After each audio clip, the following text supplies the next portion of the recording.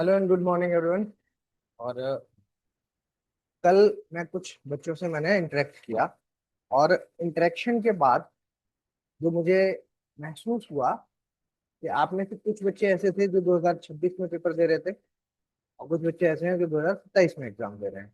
ठीक है। तो जो इंटरेक्शन में महसूस हुआ वो ये है कि जो 2027 में देने वाले हैं, जो एग्जाम देने वाले हैं, वो अपने आप को काफी लग्जरी फील कर रहे हैं कि यार we have ample amount of time और हम इजिली चीजों को मैनेज कर लेंगे।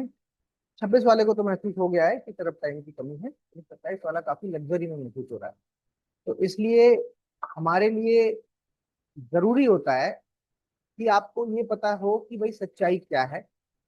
और पूरी ये जो आईएएस बनने की जर्नी, उस पूरी जर्नी में, इस पूरी जर्नी में हमें किस तरीके से प्लानिंग करनी होती है, और क्या क्या हमें आना चाहिए और क्या क्या हमें छोड़ना चाहिए, क्योंकि इस जर्नी में सारी चीजें हैं जो वो बहुत इंपॉर्टेंट है। तो पहले तो आपको ये पता होना चाहिए कि भाई इस एग्जाम का सिनेरियो क्या है। इस एग्जाम का सिनेरियो क्या है, तो ये सारी चीजें पता करने के हिसाब से मुझे लगा कि आप लोगों को सबसे पहले सच्चाई बताना जरूरी है। अगर सच्चाई बताना जरूरी है तो उसमें पहले आपको ये पता होना चाहिए कि भाई हम जिस एग्जाम के बारे में बात कर रहे हैं उसमें क्या आता है, और क्या क्या चीजें कब तक हमें खत्म करनी पड़ती। ठीक है। तो मैं कुछ चीजें आपको बताऊंगा, और जब भी आपको कोई कंफ्यूजन हो तो आप उसी वक्त पूछ लेना। ठीक है। बिना संकोच आप उन चीजें पूछ लेना। तो इसलिए आज थोड़ी सी बात हम किस पर करेंगे, हमारी एक स्ट्रेटजी पर बात करेंगे कि भाई हम आईएएस बनना तो चाहते हैं, लेकिन इस आईएएस बनने की जर्नी में हमारी प्रॉपर स्ट्रेटजी क्या होगी, जिसमें हम क्या देखेंगे कि इस स्ट्रेटजी में हमें कौन कौन से सब्जेक्ट और कितने सब्जेक्ट कब तक करने हैं। ठीक है। तो ये सारी चीजें हम देखेंगे। तो बेटा, सबसे पहले अगर मैं आपसे बात करूं तो सबसे पहले आपको ये पता होना चाहिए कि इस यूपीएससी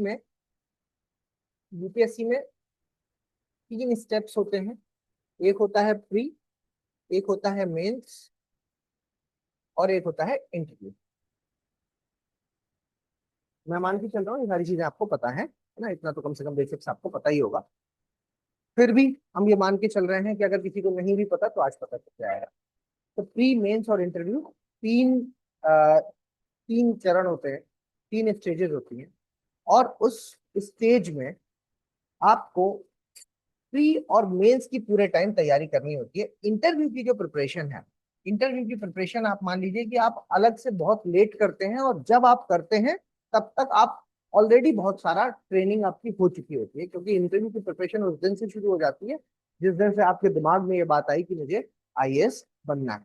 तो उस सेंस में आप क्या है कि उस वैसा सोचना शुरू कर देते हैं, और फिर उसके हिसाब से ही आप अपने डिसीजन लेना शुरू कर देते हैं। ठीक है।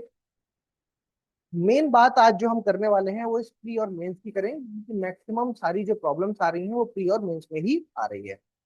ठीक है। मैं पूरा डिस्कशन आपके साथ करूंगा, और लास्ट में आप लोग मुझे ये बताएंगे कि आप में से कुछ स्टूडेंट्स ऐसे हैं जो 2026 में एग्जाम दे रहे हैं, और कुछ स्टूडेंट्स ऐसे हैं जो 2027 में एग्जाम दे रहे हैं। ठीक है। तो लास्ट में आप मुझे बताएंगे कि ये वाला जो वीडियो है ये हम मान के चल रहे हैं कि ये उन स्टूडेंट्स के लिए है जो 2027 में एग्जाम दे रहे हैं, क्योंकि जो बात करके मुझे स्टूडेंट से महसूस हुआ वो ये है, 2027 वाले स्टूडेंट अपने आप को थोड़ा लग्जरी में फील कर रहे हैं। ठीक है। तो ये मेरा धर्म बनता है, ये मेरी जिम्मेदारी बनती है कि आपको मैं थोड़ा सच्चाई, है ना, जो ट्रूथ क्या है, सच्चाई क्या है, ठीक है, सच्चाई है जो, वो मैं आपको बताऊं, है ना, कि सच क्या है, रियलिटी क्या है। अगर आप रियलिटी आपको पता होगी तो आपको ये पता होगा कि भाई मुझे किस स्पीड से चलना है। आप देखिए, हर किसी की पोजीशन अलग अलग है। किसी के ज्यादा सब्जेक्ट्स तैयार हो गए हैं, किसी के कम सब्जेक्ट्स तैयार हो गए हैं। ठीक है। लेकिन अगर आपको रियलिटी पता होगी, क्योंकि आपसे बेहतर आपको कोई नहीं जानता, तो अगर आपको आपकी रियलिटी पता होगी तो कम से कम आप ये तो जान जाएंगे कि आपकी खुद की पोजीशन क्या है, तो उसी हिसाब से आपको अपनी स्पीड को बढ़ाना या घटाना होगा। ठीक है। तो प्री और मेंस पर ही हम मेनली बात करेंगे, और फोकस हमारा 2027 वालों को लेकर के रहेगा। ठीक है। लास्ट में आप मुझे बताइएगा कि हैं आप लोग लग्जरी में या नहीं है ना, आपके पास टाइम है सही में या नहीं। ठीक है। चलिए, तो पहले क्या क्या पढ़ना होता है, मुझे थोड़े से सब्जेक्ट्स के नाम बताइए। आप लोग बताइए कि कौन कौन से सब्जेक्ट्स हैं जो आप लोग पढ़ते हैं। सारे सब्जेक्ट्स के बारे में पढ़ेंगे, तो एक एक करके मैं आप लोग बोलते जाएंगे, मैं लिखता जाऊंगा। बताइए। हिस्ट्री लिख दें? हिस्ट्री पढ़ते हैं। ज्योग्राफी पढ़ते हैं। पॉलिटी पढ़ते हैं। इकोनॉमी पढ़ते हैं। साइंस एंड टेक पढ़ते हैं। ठीक है, साइंस एंड टेक पढ़ते हैं। इसमें ही हम तीन पार्ट, इसको मैंने अलग से नहीं लिखा है, जनरली इसमें भी कई सारे पार्ट होते हैं। तो हिस्ट्री और आर्ट एंड कल्चर को अलग अलग मान लिया गया है, क्योंकि अब एज ए सब्जेक्ट वैसे तो आर्ट एंड कल्चर हिस्ट्री का पार्ट है, उसके बिना नहीं पढ़ा जा सकता। बट क्योंकि आजकल वो एक अलग सब्जेक्ट है, तो हम आर्ट एंड कल्चर पढ़ते हैं। और सिमिलरली जैसे आर्ट एंड कल्चर है, वैसे ही ज्योग्राफी का एक हिस्सा है जिसको हम एनवायरनमेंट की तरह ट्रीट करते हैं। तो एनवायरनमेंट भी एक अलग सब्जेक्ट की तरह ट्रीट किया जाने लगा है आजकल। ठीक है, वैसे ये भी ज्योग्राफी का ही एक पार्ट है। और उसी तरीके से एक और हिस्सा है ज्योग्राफी का जिसको हम डिजास्टर मैनेजमेंट के नाम से जानते हैं, तो वो भी एक इसी का हिस्सा हो जाता है। ठीक है, तो लेकिन अब बदलते सिनेरियो में, बदलते हुए सिलेबस के साथ, ये सारे क्या है कि अलग अलग सब्जेक्ट की तरह ट्रीट किए जाते हैं। अलग अलग सब्जेक्ट में इसलिए बोल रहा हूँ क्योंकि मेंस में आप देखेंगे तो ज्योग्राफी वाला पोर्शन कहाँ पर आ रहा है, जीएस पेपर 1 में आ रहा है। और आपका ये जो एनवायरमेंट और डिजास्टर मैनेजमेंट वाला पोर्शन है, ये आपको कहाँ मिल रहा है, ये जीएस पेपर 3 में देखने को मिल जाता है। ठीक है, तो क्योंकि ये जीएस पेपर 3 में मिल रहा है वो 1 में, तो इसलिए हम इसको सेपरेट ट्रीट कर रहे हैं। ठीक है, तो ये कुछ सब्जेक्ट हो गए। इसके अलावा और कुछ सब्जेक्ट है क्या? इसके अलावा सोसाइटी है एक subject. Society as a subject GS paper 1 में आता है, वो आप पढ़ते हैं। इसके अलावा आप गवर्नेंस पढ़ते हैं। इसके अलावा आप जीएस पेपर 2 में देखेंगे तो एक सब्जेक्ट है सोशल इश्यूज करते हैं। सोशल इश्यूज, सोशल इश्यूज ये पढ़ते हैं आप। सोशल इश्यूज के अलावा आप इसमें एक इंटरनेशनल रिलेशंस भी पढ़ते हैं। आईआर लिख देता हूँ, इंटरनेशनल रिलेशंस पढ़ते हैं। इसके अलावा अगर जीएस पेपर 3 में कहेंगे तो इंटरनल सिक्योरिटी पढ़ते हैं। इंटरनल सिक्योरिटी को आईएस लिख देता हूँ। ठीक है, इंटरनल सिक्योरिटी आप पढ़ लेते हैं। इसके अलावा आप इकोनॉमिक्स तो हमने लिख ही दिया है, इकोनॉमिक्स हो गया। पोस्ट इंडिपेंडेंस हिस्ट्री में ही आ जाएगा। अगर इसको भी अलग करना चाहेंगे तो वो और अलग हो जाएगा। हिस्ट्री, हिस्ट्री का जब आप सिलेबस देखेंगे तो हिस्ट्री में टिल डेट लिखा होता है, मतलब आज तक। आज तक मतलब जो कल हुआ है वो हिस्ट्री हो गया ना आज के लिए, तो वो पोस्ट इंडिपेंडेंस में आ जाता है। ठीक है, तो इतनी चीजें हो गई। इस इसके अलावा जो सब्जेक्ट एक और होता है वो है आपका एथिक्स। ठीक है, एथिक्स होता है। ठीक है, तो बेसिकली अगर मैं मोटा मोटा आपसे कहूं तो जीएस में हम क्या क्या पढ़ते हैं। जीएस में हम ये सारे सब्जेक्ट्स पढ़ रहे हैं, सिर्फ जीएस के। अपार्ट फ्रॉम दिस हमें इसमें एक चीज और पढ़नी होती है जिसका नाम है एसे, वेरी गुड। और एक और चीज पढ़नी होती है जिसका नाम है सीसेट। और इसके अलावा दो और चीजें पढ़नी होती है, हिंदी कंपलसरी और इंग्लिश कंपलसरी। ठीक है, इंग्लिश कंपलसरी लिख दूं, इंग्लिश कंपलसरी। और हिंदी कंपलसरी को मैं हिंदी कंपलसरी नहीं लिख रहा हूँ, चलिए मैं लिख देता हूँ आपके लिए, क्योंकि हम सब नॉर्दर्न बेल्ट के लोग हैं तो मैं मान के चल रहा हूँ आप सब हिंदी ही चूज करेंगे, तो हिंदी कंपलसरी लिख देता हूँ, है ना।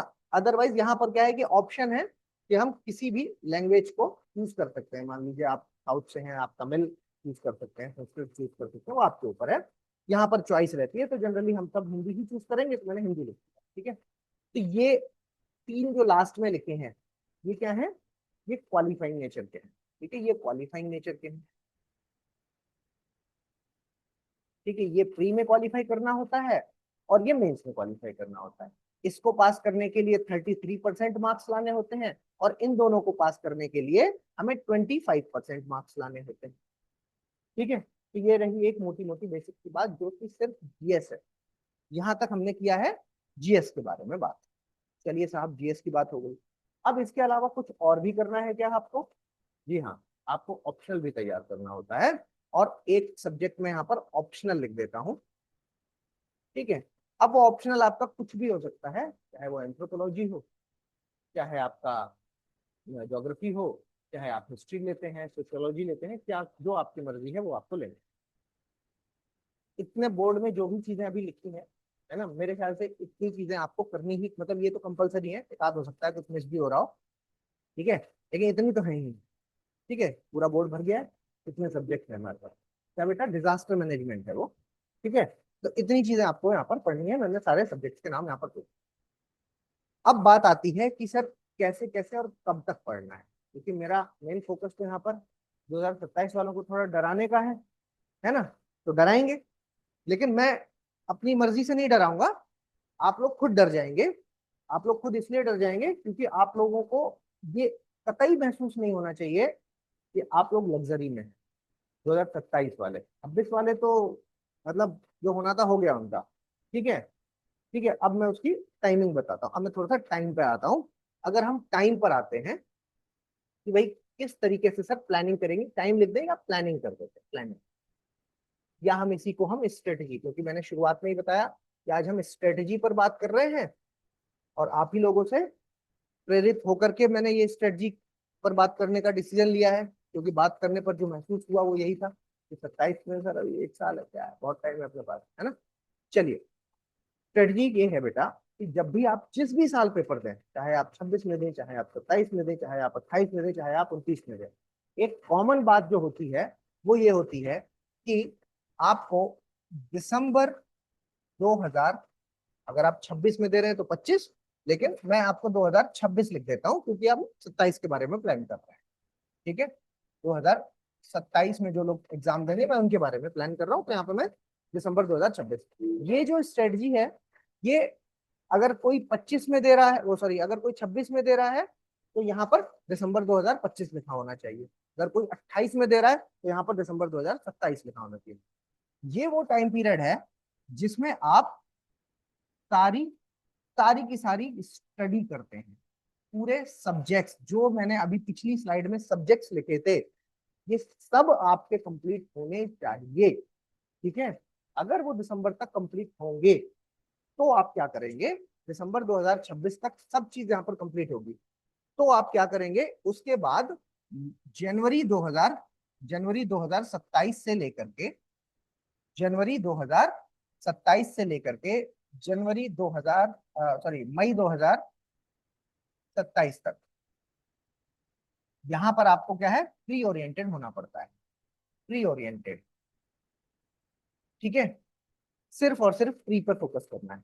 अब प्री पर फोकस कब करोगे, प्री पर फोकस तो तभी कर पाओगे ना जब दिसंबर 2026 तक सारी चीजें कंप्लीट कर चुके होगे आप। ठीक है, अब आपको मान लीजिए मई में आपने, मई मैंने मान लिया, मई जून जनरली इसी टाइम पे पेपर होता है हमेशा, हर साल प्री का एग्जाम, तो प्री पर फोकस हुए आप इन 4 महीने, 4 महीने तो देने पड़ेंगे। ठीक है, 4 महीने आपको देने पड़ेंगे सिर्फ और सिर्फ प्री पर। अब आप पेपर चेक करा आपने और आपको लगा कि यार अब पास हो जाएंगे, जैसे ही आप पास होंगे फिर अब आपको मेंस की तैयारी करनी है। अब मेंस में मिलेंगे मोटा मोटा मान के चलिए 90 दिन, है ना, कई बार कम भी हो जाता है थोड़ा, कई बार ज्यादा, लेकिन आप मान के चलिए कि 90 दिन आपको मिलेंगे। ठीक है भाई, जून जुलाई अगस्त, ठीक है, तो अगस्त एंड या सितंबर शुरुआत में आपका पेपर, तो मैं सितंबर लिख देता हूँ। तो आप मान के चलिए कि जून से लेकर के, जून 2027 से लेकर के अगस्त सितंबर, अगस्त या सितंबर 2027, ये वो टाइम होगा जब आप मेंस के लिए करेंगे प्रिपरेशन। ठीक है, मेंस के लिए प्रिपरेशन करेंगे, और उसके बाद फिर आपका इंटरव्यू वाला होगा, फिर आप जब पास हो जाएंगे तो फिर आपको आगे इंटरव्यू की तैयारी करनी है, वो आपका दिसंबर जनवरी में जब आपका इंटरव्यू होगा तो आपका, लेकिन अभी हमारा मेन फोकस है प्री और मेंस को लेकर। ठीक है, यहाँ तक आपने अपना कर्म कर लिया। अब उसके बाद इंटरव्यू में बहुत सारी चीजें, जो लोग कहते हैं ना कि मेरा किस्मत से नहीं हुआ, मेरा 1 नंबर से हो गया, ये हो गया, तो किस्मत वाली जो भी पार्ट है वो सब हम इंटरव्यू में देखते हैं। पहले प्री मेंस निकालिए, फिर उसके बाद अगर इंटरव्यू में नहीं हुआ तो yes we will treat you, yes आपके किस्मत थोड़ी खराब थी, क्योंकि इंटरव्यू में थोड़ा सा सब्जेक्टिविटी तो रहेगी ही रहेगी। जैसे यहाँ पर ऑब्जेक्टिविटी ज्यादा है, यहाँ आप जैसा लिखेंगे वैसे ही मार्क्स मिल रहे हैं, जो आप एमसीक्यूज में सॉल्व करेंगे उतने ही मार्क्स मिलेंगे, बट यस इंटरव्यू में थोड़ा सा सब्जेक्टिविटी ज्यादा है। आपका आंसर हो सकता है कि मुझे पसंद ना आए बहुत ज्यादा, मेरा व्यू अलग हो, आपका व्यू अलग हो, मैं आप अगर मैं अथॉरिटी है मेरे पास तो मैं आपको कम मार्क्स दूंगा, है ना, अदरवाइज मैं आपको ज्यादा मार्क्स दे दूंगा। ठीक है, तो इंटरव्यू का मामला थोड़ा सा अलग होगा, लेकिन प्री मेंस का तो सबके लिए लगभग लगभग सेम है। तो किस्मत वाला रोल है जो वो इंटरव्यू में बोलिएगा कि मेरा किस्मत से नहीं हुआ और ये वो, ये सब उनके लिए है जो इंटरव्यू वगैरह में सिलेक्ट नहीं हो पाते। ठीक है, तो यहाँ तक की सबकी स्ट्रेटजी सेम है। अब इस जगह तक मतलब मैंने आपको यहाँ पर बताया कि सर जनवरी से आपको मई तक ये वाला पोर्शन है जो सिर्फ और सिर्फ प्री ओरिएंटेड है आप लोग। तो प्री ओरिएंटेड कब होंगे आप? प्री ओरिएंटेड तो तब होंगे ना जब ये सारे सब्जेक्ट्स प्री के पॉइंट ऑफ व्यू से आपने दिसंबर 2026 तक, दिसंबर 2026 तक तैयार करके रखे हुए हैं। ठीक है, तो हमें प्री के पॉइंट ऑफ व्यू से प्रिपरेशन होनी चाहिए हमारी। मतलब यहाँ पर एक चीज और ऐड हो गई, क्या? प्रैक्टिस। मतलब आपको स्टडी तो करनी ही करनी है, सब्जेक्ट्स को तैयार तो करना ही करना है सारे। अपार्ट फ्रॉम दैट आपको प्रिपरेशन की स्टेट प्रैक्टिस भी करनी है। और ये प्रैक्टिस भी कब तक करनी है? ये सारी चीजें आपको कब तक करनी है? ये सारी चीजें आपको दिसंबर 2026 तक ही करनी है, राइट? दिसंबर 2026 तक का ही टाइम है, बाकी तो है नहीं। तो इसी टाइम में आपको क्या क्या करना है? जीएस पूरा तैयार करना है, सीसेट पूरा तैयार करना है, और ऑप्शनल भी पूरा तैयार करना है। क्योंकि क्या लगता है आपको, इसके बाद आपके पास तैयार करने का टाइम है किसी भी सब्जेक्ट को तैयार करने का? एक होता है रिवीजन और एक होता है तैयार करना। ठीक है, तो अगर मैं तैयार करने की बात कर रहा हूं, तो अब आप टाइम को ठीक से समझिए। क्या 90 दिन में आप ऑप्शनल तैयार कर लेंगे लास्ट में? और अगर ऑप्शनल तैयार किया भी, मान लो कि मैं बहुत तेजी से कर लूंगा, तो जीएस का रिवीजन कब करोगे? ठीक है, तो प्री पास जब हो गए तो उसके बाद मेंस का टाइम जब आया, तो उस टाइम पे कुछ और तो कर नहीं पाओगे। क्या कर पाओगे? रिवीजन, सिर्फ और सिर्फ रिवीजन, और कुछ नहीं कर सकते आप उस टाइम पे। वैसे ही अगर आपने जनवरी में कदम रख दिया, तो उसके बाद आप कुछ नया पढ़ नहीं पाएंगे। प्री के पॉइंट ऑफ व्यू से आपको पेपर की प्रैक्टिस करनी है, पेपर की प्रैक्टिस करनी है, बस और कुछ नहीं करना। सिर्फ और सिर्फ पेपर की प्रैक्टिस करनी है। नंबर ऑफ पेपर्स हैं जो वो, उसका टारगेट आप ले लीजिए अपना कि सर मैं एग्जाम देने से पहले 100 पेपर हैं जो वो प्रैक्टिस करके जाऊंगा। जिस दिन आप 100 पेपर प्रैक्टिस कर लेंगे, है ना, तो उस दिन आप मान के चलिए कि ये आपके लिए बड़ी रूटीन वाली एक्टिविटी हो जाएगी, बिल्कुल वैसी जैसे आप घर में डेली पेपर लगा रहे हैं, वैसे ही आप एग्जाम एग्जाम हॉल में लगा दें। लेकिन ये पेपर कैसे होने चाहिए? विद इन टाइम लगाने होंगे आप, विद इन टाइम। ठीक है, विद इन टाइम मतलब टाइम कितना है? 2 घंटे का टाइम है। 2 घंटे के अंदर अंदर आपको लगाने होंगे। तो ये सब काम कब करोगे आप? ये सब काम करोगे जनवरी, जनवरी से लेकर मई के ये जो 4 महीने हैं तब। ठीक है, लेकिन इसके लिए क्या जनवरी से शुरू करोगे तो सब कुछ हो जाएगा? नहीं होगा। आज से जब आप 10 10 20 20 क्वेश्चंस डेली लगाओगे, तो उस टाइम पे आपको लगेगा कि अच्छा ठीक है, लगा रखे हैं, थोड़ा बहुत आइडिया है। और फिर जब यहाँ से आप शुरू करोगे, 4 महीने लगातार प्रैक्टिस करोगे। इस दौरान आप क्या करते हो? 2 चीजें करते हो। इस दौरान आप सिर्फ 2 चीजें करते हो, एक करते हो प्रैक्टिस और एक करते हो रिवीजन। तो दिन का एक, मतलब दिन को 2 पार्ट में बांटोगे। एक पार्ट में रिवीजन करोगे और उसी पार्ट की एक दूसरे पार्ट में प्रैक्टिस करोगे, है ना। और यही सही स्ट्रेटजी है, तभी आपका सिलेक्शन हो पाता है। जो ये कर लेता है उसका सिलेक्शन हो जाता है, जो नहीं कर पाता उसका सिलेक्शन नहीं होता है। बहुत सारे बच्चे आपने देखे होंगे जिनको सब आता है आपसे बात करने में, लेकिन सेलेक्ट नहीं होते। सेलेक्ट इसलिए नहीं होते क्योंकि उनको नॉलेज में कमी नहीं है, लेकिन उन्होंने प्रैक्टिस नहीं की है। तो प्रैक्टिस वाला पार्ट उनका मिसिंग है, इसलिए वो सेलेक्ट नहीं होंगे। आता होगा, नॉलेज होगी, सब कुछ है, आपको लगेगा यार इनको सब आता, तब भी सिलेक्शन क्यों नहीं होता? Because lack of practice. तो वो जो लैक ऑफ प्रैक्टिस है, वो आपको इस दौरान तो कंप्लीटली करनी ही करनी है ना। और इतने सारे सब्जेक्ट्स हैं, इतने सारे, ये सारे सब्जेक्ट्स आपको कब खत्म करने हैं? कब तक खत्म करने हैं? दिसंबर 2026 तक, है ना। तो लग्जरी तो हमारे पास अब है नहीं, क्योंकि आप अभी ऑलरेडी अक्टूबर में है। ठीक है, अब ऑलरेडी अक्टूबर में है। अब आपको मान के चलता हूं मैं, किसी भी ऑप्शनल को तैयार, कितने लोगों को उनका ऑप्शनल हो गया है, कंप्लीट कर लिया, जिन्होंने तैयार कर लिया? आप में से कोई नहीं? ठीक है, बहुत बढ़िया। तो अगर आप में से कोई भी अभी तक ऑप्शनल तैयार जिसने नहीं किया है, कोई भी ऑप्शनल ले लीजिए, छोटे से छोटा बड़े से बड़ा, कम से कम 5 से 6 महीने ऑप्शनल लेगा ही लेगा। 5 to 6 months ऑप्शनल का टाइम पीरियड है। और जब आप ऑप्शनल कर रहे होगे तो इसकी ही प्रैक्टिस करोगे। Why the optional is so important? Because optional अकेला 250 नंबर का है। सॉरी, 250 250 के दो पेपर हैं इसमें। ठीक है, तो 250 250 के 2 पेपर मतलब अकेला 500 नंबर का है। और प्लस साथ में आप ऐसे भी कब पढ़ोगे? ये भी लास्ट में ही पढ़ोगे बाद में, क्योंकि ऐसे की प्रिपरेशन शुरुआत से नहीं करनी चाहिए, क्योंकि जब आपको कंप्लीट नॉलेज हो जाए उसके बाद ही आप ऐसे लिख पाओगे, तभी आपको सारे डायमेंशन के बारे में आइडिया लगेगा। तो ऐसे, है ना। और एक और पेपर है, अगर मैं बात करूं इस वाले हिस्से की, तो यहाँ पर आप ये देखिए ना, ये प्री में, मेंस में, सब में आते हैं ये सब, ठीक है, प्री मेंस सब में आते हैं। लेकिन अगर आप देखेंगे ये वाला हिस्सा, यहाँ से लेकर के ये पूरा और ये ऐसे, ये सिर्फ और सिर्फ मेंस में ही आ रहे हैं, ये सिर्फ और सिर्फ मेंस में ही आ रहे हैं, ये प्री में तो आते नहीं है, ठीक है, ये सारे मेंस के ही हैं। और बाकी ये वाले हैं जो, ये प्री मेंस दोनों में आते हैं। लेकिन पूरी साल आप पढ़ते क्या हो, ये वाला पूरा, ये तो आप पढ़ लेते हो, है ना, इसमें आपको दिक्कत नहीं होगी, लेकिन ये सब छोड़ के जाओगे। और अगर आप ये सब छोड़ के गए तो पास हो पाओगे, प्री पास हो जाओगे, प्री पास हो जाओगे। तो अगर प्री पास मतलब ये आएगा नहीं क्योंकि प्री में, तो प्री तो आप पास हो जाओगे, तो फीलिंग आएगी यार मैं प्री पास हो गया, लेकिन नौकरी तो नहीं मिलेगी। तो प्लानिंग हमें नौकरी के लिए करनी है या प्री पास करने के लिए करनी है, नौकरी के लिए, है ना। आईएएस बनना है, कोई ऐसे जॉब नहीं है ना, बड़ी जिम्मेदारी है ये। पैसे आपको ज्यादा नहीं मिलेंगे आईएएस में, पता है सबको, है ना। गवर्नमेंट से ज्यादा अ, हम कहें कि ईमानदार संस्था कोई नहीं है, क्योंकि वो पहले ही लिख के बता देती है। वहाँ की इंटरव्यू होता है, एक गुप्त कमरे में बुलाया जाता है प्राइवेट में, उस कमरे में बातें होती हैं कि यार आप कितना सैलरी लोगे, कितना नहीं लोगे। फिर उसके बाद उसी पोस्ट पर एक आदमी की सैलरी कुछ होती है, एक आदमी की सैलरी कुछ होती है, जो जितने में नेगोशिएट हो जाए। प्राइवेट में तो ऐसे चलता है, लेकिन गवर्नमेंट में तो खुला खेल है। वो पहले ही उन्होंने जब नोटिफिकेशन निकालते हैं तो बता देते हैं कि भाई ये आपका रेट पे होगा, इतनी आपकी सैलरी बन रही है। अब आप अगर उसमें रेडी हैं काम करने के लिए, तो आप उसका एग्जाम दीजिए, नहीं है रेडी तो मत दीजिए एग्जाम, सिंपल सी बात, ठीक है। सैलरी तो ज्यादा नहीं होगी, तो जब ज्यादा सैलरी आपके पास नहीं है तो मतलब ऐसा क्यों है, फिर भी आप लोग इसके लिए परेशान हैं। जिम्मेदारी, मतलब ये एक ऐसा एग्जाम है जिसको जिसको हम ये एक ऐसा एग्जाम है जिसको हम किसी के साथ कंपेयर नहीं कर सकते, किसी भी एग्जाम के किसी भी पोस्ट के साथ कंपेयर नहीं कर सकते, चाहे वो प्राइवेट हो चाहे वो, बिकॉज ये डिसीजन ले रहा है। आपका एक डिसीजन लाखों लोगों की जिंदगी बदल सकता है, और आपका एक डिसीजन लाखों लोगों की जिंदगी को मतलब पॉजिटिव साइड और नेगेटिव साइड दोनों तरफ ला देता है।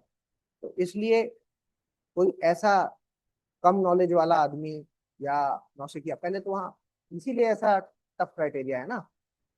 वहां पहुंचोगे तो वही इंसान पहुंचेगा जो इस लेवल पर होगा कि इन चीजों को समझ सकता होगा। डिसीजन मेकिंग, जिसमें सबसे इंपॉर्टेंट क्या है, डिसीजन मेकिंग। तब आपको कौन सा डिसीजन किस समय लेना है, अगर उसमें एक मिनट का भी इधर से उधर हुआ तो वो सारा डिसीजन है जो वो किसी की लाइफ हैम्पर कर देगा। तो सबसे ज्यादा इंपॉर्टेंट है यहाँ पर डिसीजन मेकिंग। तो अगर डिसीजन मेकिंग आप सीख गए, तो डिसीजन मेकिंग एक दिन में तो सीख नहीं जाओगे कि ट्रेनिंग में कोई सिखाता है। वो सारे डिसीजन जो आप आज ले रहे हो वो आपकी लाइफ में बनते जा रहे हैं, वो आपका तरीका बनता जा रहा है डिसीजन मेकिंग का। सबका अलग अलग तरीका होता है। आप में से कोई है जो वो तुरंत डिसीजन ले लेता है, किसी को बहुत टाइम लगता है एक छोटे से डिसीजन को सोचने के लिए, है ना।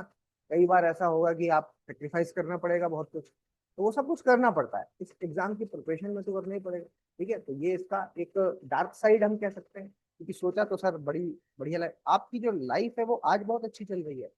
जिस दिन आप सेलेक्ट हो जाएंगे लाइफ खत्म है आपकी, उस दिन के बाद लाइफ है ही नहीं है, मान के चलिए। आपकी पर्सनल लाइफ नहीं बचती, क्योंकि आप पब्लिक सर्वेंट हो जाएंगे फिर, और फिर उसके बाद आपकी पर्सनल लाइफ कुछ भी नहीं है, आप 24 घंटे ड्यूटी पर है। क्योंकि अब आपको किसी एक इंस्टीट्यूट के लिए डिसीजन नहीं लेना है, अब आपको पूरे जिले के लिए डिसीजन है ना। वो डिसीजन रात में भी होगा, अगर रात में कभी कोई दिक्कत आ गई, कोई कुछ काम आ गया, तो आप ही तो पूछा जाएगा ना कि सर क्या करें। और पूरा फोर्स आपके एक हाँ या ना का इंतजार में बैठा हुआ है, जब जो आप कहोगे वो करेंगे, और आप कंफ्यूज हो, ये कह दूंगा तो ये हो जाएगा, वो कह दूंगा तो कौन डिसीजन लेना होगा। आपको अपने व्यक्तित्व को, आपके अपनी जो लाइफ स्टाइल है उसको ऐसा बनाना होगा कि ये मैंने कह दिया तो अब मुझे पीछे पलट के नहीं देखना है। मतलब आपका डिसीजन ऐसा होना चाहिए कि आपको ऐसा ना लगे कि कभी रिग्रेट करना पड़े उस पर, है ना। क्योंकि अगर मान लीजिए आपके किसी डिसीजन से किसी की जान चली गई, तो हो सकता है कि आपको लगे कि यार मैंने ये डिसीजन लिया इसकी वजह से, मतलब आप उसको, कहने का मतलब अगर इस तरीके का डिसीजन हो गया तो आप इग्नोर अपनी लाइफ में कभी इग्नोर नहीं कर पाएंगे इस चीज, है ना। हमेशा अपने आप को कोसते रहेंगे कि यार मैंने वो डिसीजन लिया था इसकी वजह से हुआ, पुल टूट गया, कोई कुछ ऐसा हो गया, गलत टेंडर किसी गलत आदमी को दे दिया, ठीक है। तो सारे डिसीजन होते हैं, तो वो पूरे भारत में अगर सबसे ज्यादा कोई काम कर रहा है तो आप ही लोग करोगे। आईएएस ही कर रहा है सबसे ज्यादा काम, ठीक है। तो बनने के लिए ये सब कुछ आपको तैयार करना है। आपके पास कितना समय है, 1 साल का समय है, जिसमें से अगर आप लोगों ने अभी तक ऑप्शन नहीं तैयार किया है तो इट मीन 5 से 6 महीने, तो ऑप्शन ले गया, 1 साल है, आधा साल तो गया, क्योंकि जिस समय आप ये पढ़ोगे उस समय इसी की प्रैक्टिस करोगे, क्योंकि इसकी यहाँ से 500 नंबर मिलने वाले हैं ना भाई। ये सारा आप इतना सारा कुछ पढ़ के, इतना सारा कुछ पढ़ करके आप जितना गेन नहीं कर पा रहे उतना सिर्फ एक ऑप्शनल से गेन कर पा रहे हो, तो ऑप्शनल में तो पूरा टाइम देना ही देना है। वैसे ही एथिक्स है ना, वैसा ही एथिक्स है कि भाई ये ऑप्शनल हो गया, उसके अलावा ये ऐसे हो गया, और वैसे ही एक ये 250 नंबर का एथिक्स है। तो ये तो ऐसा पोर्शन है जो छोड़ के आप जा ही नहीं सकते, जिसको इग्नोर आप कर ही नहीं सकते, क्योंकि मैक्सिमम पोर्शन यही लेके आ रहा है। अपार्ट फ्रॉम दिस, ये छोटे छोटे जो सब्जेक्ट्स मैंने यहाँ पर आपके सामने लिखे हैं जो सिर्फ और सिर्फ मेंस में आ रहे हैं, ये वाले तो ठीक है, हर पोर्शन मोर देन 50 मार्क्स का आता ही आता है, ठीक है, क्योंकि मोर देन 50 मार्क्स का आ रहा है तो आप इसको भी इग्नोर नहीं कर सकते। छोटा पोर्शन करके ज्यादा मार्क्स फैच कर सकते हो, लेकिन अगर सिर्फ इसको पढ़ा तो प्री नहीं निकलेगा, ठीक है, प्री नहीं निकलेगा, इसलिए इग्नोर आप कुछ भी नहीं कर सकते, कोई बात ये फैक्ट ये है। और इसीलिए यूपीएससी ने क्या कहा है कि कौन चाहिए, एलिजिबिलिटी क्राइटेरिया में क्या रखा है उन्होंने, एलिजिबिलिटी क्राइटेरिया में उन्हें एक समझदार आदमी ऐसा चाहिए जो डिसीजन मेकिंग ठीक से ले सके बस। क्यों, उन्होंने क्या कहा है कि एलिजिबिलिटी क्राइटेरिया यूपीएससी का क्या है, एक ग्रेजुएट होना चाहिए आदमी, और दूसरा 21 साल से ज्यादा का होना चाहिए। उन्होंने तो नहीं कहा कि हमें इंजीनियर चाहिए, उन्होंने तो नहीं कहा कि हमें डॉक्टर चाहिए, कि हमें ये चाहिए वो चाहिए। अगर उन्होंने, उनको कोई स्पेशलाइज चाहिए तो उसकी अलग वैकेंसी निकलती, बट ये वाली वैकेंसी जिसके लिए हम प्रिपरेशन कर रहे हैं, आप प्रिपरेशन कर रहे हैं जिसके लिए, इसमें तो यही क्राइटेरिया है बस। तो अगर कोई ग्रेजुएशन कर ले 33% में पास हो जाए, वो भी बन सकता है ये, ठीक है। तो उनको लेना देना नहीं है आपने इंजीनियरिंग की है या आपने डॉक्टर हो या आपने कितनी बड़ी डिग्री ले रखी है, उनको इससे लेना है कि जो भी आपने डिग्री ली है क्या उसमें आपने ठीक से समझा है उस चीज को। आपने अगर आर्ट्स से किया है, कॉमर्स से किया है, तो क्या आपने उस चीज को ठीक से समझा है, और अगर आपने ठीक से समझा है और अपने पर्सनैलिटी में उस चीज को उतारा है, इसका मतलब है आप डिसीजन अच्छा ले सकते हो, ठीक है। अगर जो भी आप पढ़ाई कर रहे हो, हमारे करिकुलर में जो भी पढ़ाई है, वो सारी पढ़ाई कैसी है भाई, मोस्टली तो हम इसमें 12th क्लास तक की पढ़ाई करते हैं तो वो तो सबने किया। उसके बाद ग्रेजुएशन वाली चीज है जो, तो वहां से आपके डिसीजन होते हैं कि आप किस तरफ ज्यादा इंटरेस्टेड हो, ठीक है। इसीलिए कि किसी ने, हो सकता है किसी का आर्ट्स ज्यादा स्ट्रांग हो, किसी का साइंस ज्यादा, इसीलिए जो क्वेश्चन होते हैं वो बड़े बैलेंस्ड होते हैं, ताकि कोई ये ना फील करे कि यार यहाँ पे साइंस साइड वालों को ज्यादा प्रेफरेंस मिल रही है, ठीक है। तो इसलिए ग्रेजुएशन मतलब इन्होंने तो सिर्फ एलिजिबिलिटी क्राइटेरिया में यही दो चीज लिखी। अब दो ही चीज है जब एलिजिबिलिटी क्राइटेरिया में, तो फिर सवाल ही नहीं उठता कि उनको कुछ स्पेशलाइज चाहिए। उनको कौन चाहिए, एक ऐसा कॉमन व्यक्ति चाहिए जो सही डिसीजन लेता हो बस, स्पेशलाइज्ड नहीं चाहिए, कॉमनर चाहिए, ठीक है। स्पेशलाइज्ड नहीं चाहिए, स्पेशलाइज्ड के लिए उन्होंने अलग वैकेंसीज निकाल रखी हैं। आप बन जाना, आपके पास पूरी टीम होगी, आप उससे कहना है भाई कॉमर्स से रिलेटेड, इकोनॉमिक्स से रिलेटेड कुछ आए तो बोल देना बाबू जी ये करके बताइए, तो अकाउंट्स वाला आदमी करके आपको पूरा दे देगा। भाषा भी नहीं आए तो ट्रांसलेटर भी मिल जाएगा आपको, ठीक है। सारी चीजें आ जाएंगी, लेकिन अच्छा थोड़ी लगेगा, इसलिए हिंदी इंग्लिश दोनों ओके ओके तो आनी ही चाहिए ना। अच्छा लगेगा क्या कि अगर आपने हिंदी में दिया मान लीजिए एग्जाम, आपको इंग्लिश समझ ही नहीं आ रही है, अब इंग्लिश में लेटर आया है, तो आप ट्रांसलेटर को बोल रहे हैं कि यार इसको पढ़ के बताना कि क्या लिख रहा है, क्योंकि डिसीजन तो आपको लेना है ना। और मान लो उसने कुछ गलत बता दिया तो, इसको भी नहीं समझ में आता था, संकोच में नहीं बोल पाया आपके सामने, उसने कुछ गलत बता दिया और आपने वहां पर चिड़िया बैठा दी, तो बस हो गया काम, है ना। तो इसलिए आपको पहली बात तो बहुत जिम्मेदार होना होगा। आपकी लाइफ में बहुत सारे चैलेंजेस हैं, ये मुझे पता है, और ये कोई मतलब ये बात मुझे 1% बॉदर नहीं करती कि आपकी लाइफ में ये चल रहा है, मेरी लाइफ में वो चल रहा है, मैं इतना परेशान हूँ, ये 1% बॉदर नहीं करती मुझे, और करनी भी नहीं चाहिए। क्यों नहीं करनी चाहिए, क्योंकि जिस एग्जाम में हम बैठे हुए हैं, कोई ना कोई बैठा है आपको रिप्लेस करने के लिए, तुरंत हटा देगा आपको, है ना। आप नहीं हो तो कोई और है, तो भी बहुत सारे बच्चे पेपर दे रहे हैं, है ना भाई। आप 4 से 5 लाख तो फ्री में अपेयर हो रहे हैं, ठीक है। मान के चलते हैं कि आपको ये सब तो पता है ना कि कितना एग्जाम का वेटेज वगैरह है, ठीक है। जितनी भी वैकेंसी होंगी उसका 10 से 12 गुना है जो वो मेंस देते हैं, और उसके बाद 1/3 लोग इंटरव्यू देते हैं, और फिर उसके बाद जितना मान लीजिए कि 1000 वैकेंसी है, तो उसमें 1000 लोग सेलेक्ट होते हैं, तो लाखों में से 1000 लोग सेलेक्ट होने वाले हैं। तो इतनी बात तो पक्की है सर, लाखों में से 1000 में से कोई ना कोई इस वक्त आपको रिप्लेस कर रहा है। आप रुके कि किसी ने हटा दिया आपको। ठीक है, तो आपके पास कितना समय है, अब आप खुद समझदार लोग हैं, तो अब आप इसको समझिए कैसे आप इस चीज को मैनेज करेंगे कि इतनी सारी चीजें, जिसमें से आधा साल तो अब आपको लगेगा ऑप्शनल को तैयार करने में। अब बचा हुआ आधा साल है, उसी आधे साल में आपको क्या करना है, प्रैक्टिस भी करनी है और साथ में आपको आपका प्रिपरेशन भी करनी है। और ये प्रैक्टिस हल्की फुल्की नहीं होगी, क्योंकि प्रैक्टिस आपको सिर्फ एक चीज की नहीं करनी है, प्रैक्टिस आपको प्री के एमसीक्यूज की तो करनी ही करनी है, साथ में आपको मेंस की आंसर राइटिंग की भी करनी है। मेंस आंसर राइटिंग प्रैक्टिस, तो डेली बेसिस पर क्या स्ट्रेटजी होनी चाहिए, तो डेली बेसिस पर शुरुआत में आपको 10 से 20 एमसीक्यूज डेली आपको लगाने हैं, डेली। और आंसर्स हैं जो वो 1 से 2 आंसर्स हैं जो वो आपको डेली लिखना है। अच्छे लिखो, बुरे लिखो, बहुत बुरे लिखो, डजंट मैटर, शुरुआत करो। ठीक है, 1 से 2 आंसर्स आपको डेली लिखने हैं अभी फिलहाल, कब तक, दिसंबर 2026 तक। ये डेली करना है ये काम। ठीक है, ज्यादा लिख सकते हैं, ज्यादा कर सकते हैं तो कीजिए, इसमें कोई दिक्कत नहीं है। लेकिन अगर ज्यादा नहीं कर सकते तो इतने तो कम से कम आपको करने ही करने हैं। 2 आंसर लिखने में बहुत ज्यादा टाइम नहीं लगता।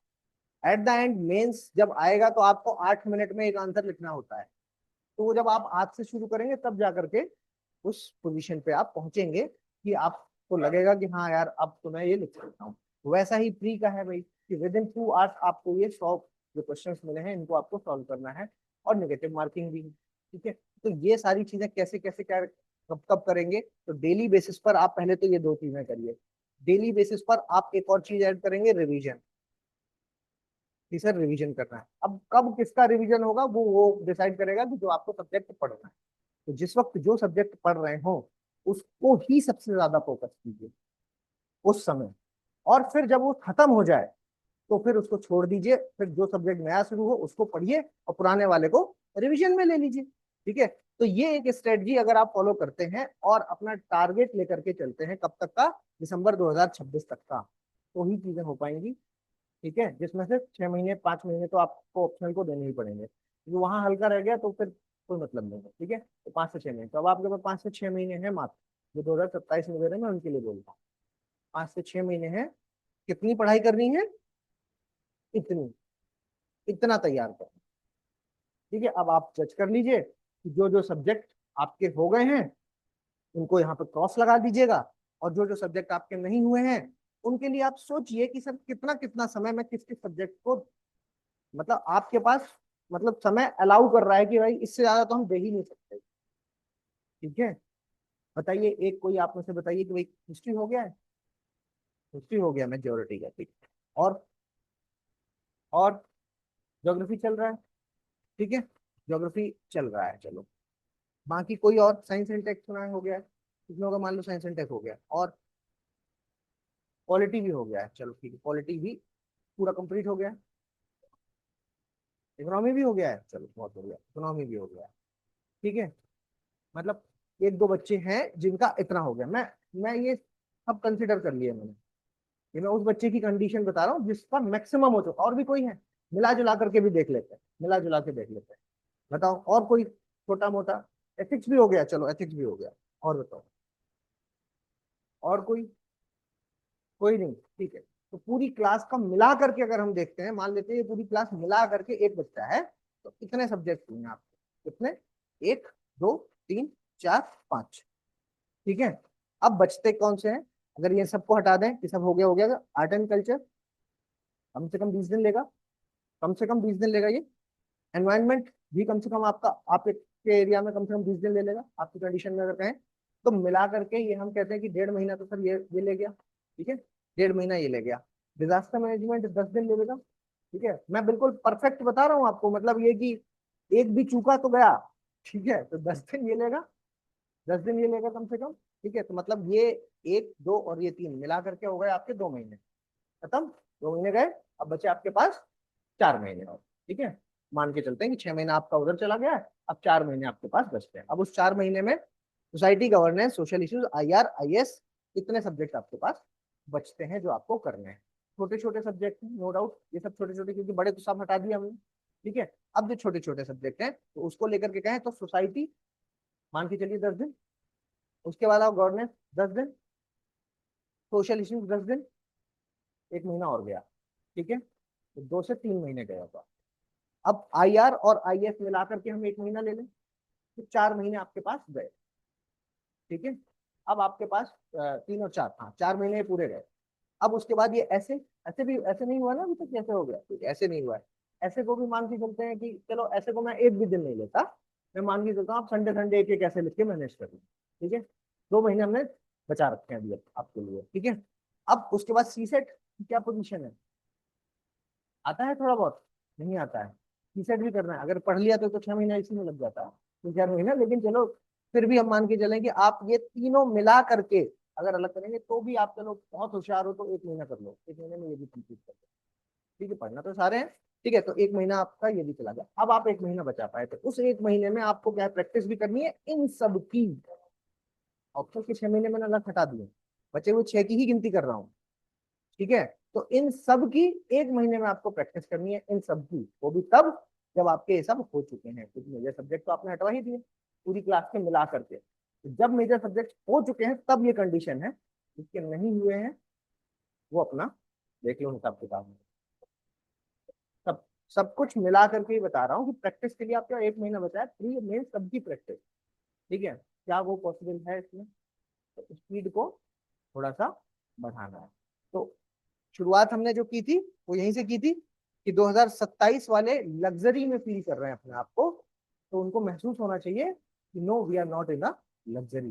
जो 2027 में एग्जाम दे रहे हैं मैं उनकी बात करूँ, 28 में है तो ठीक है, आपके पास है समय, 28 में है तो आपके पास है ठीक, लेकिन अगर 27 में है तो अब आपको भागना है भाई। 26 वालों का तो निकल गया, अगर ऑप्शनल नहीं किया तो 26 वालों का निकल गया, ठीक है। समय निकल जा चुका है। अगर अभी आप इसी कंडीशन में हैं और 26 में पेपर प्लान कर रहे हैं तो गया, लेकिन अगर आप 27 में प्लान कर रहे हैं तो आप लोगों को अब भागना शुरू करना होगा, चलने से कीपिंग से काम नहीं चलेगा, ठीक है। रेस लगाइए, तेज चलिए, तभी जाकर के होगा, ठीक है। तो इतनी बातें थी जो मैं आज आपके साथ करना चाहता था। मैं सोच रहा था कि कल आप लोगों के साथ कुछ बात करके मुझे लगा कि आप लोगों को थोड़ा सच्चाई बताना जरूरी है ना। आप लोग ये बिल्कुल भी मत मानिए कि आप लोग बच्चे हैं तो आपको बच्चे की तरह ट्रीट किया जाएगा, बिकॉज 21 साल के ऊपर वाला आदमी तो IAS बन जाएगा ना। अगर सही उम्र में सही से पढ़ाई की होती तो 21 में बन गए होते अब तक, और बन गए होते तो आज आप जिला संभाल रहे होते, तो आप किस कंडीशन में होते, आप जिले की सबसे बड़ी रैंक पर होते, है ना। तो क्या आप आज इतनी मेच्योरिटी रखते हैं, ये सवाल आपके ऊपर मैं छोड़ रहा हूँ। आप डिसीजन ले लीजिए बाकी, ठीक है। तो इतनी बातों से आपको कम से कम इतना तो आइडिया लगाओ, ये मैंने बहुत ऊपर स्तर की बात की है अभी, और अंदर तो हम घुसे ही नहीं, ठीक है। बीच बीच में इस तरीके के स्ट्रेटजी सेशंस मैं आपको देता रहूंगा। हमारे साथ जो लोग ऑनलाइन जुड़े हैं वो भी अपने कमेंट बॉक्स में ये बात जरूर बताएं कि क्या आपको, आप किस पोजीशन पर हैं, पहले तो ये बताइए कि 2027 में आपको क्या लगता है कि आप लोग इस पोजीशन पर हैं कि क्लियर करने की स्थिति है, या भागना पड़ेगा। अगर भागना पड़ेगा तो शुरू कीजिए, बहुत ज्यादा लेट अब आप नहीं। Thank you everyone, thank you so much.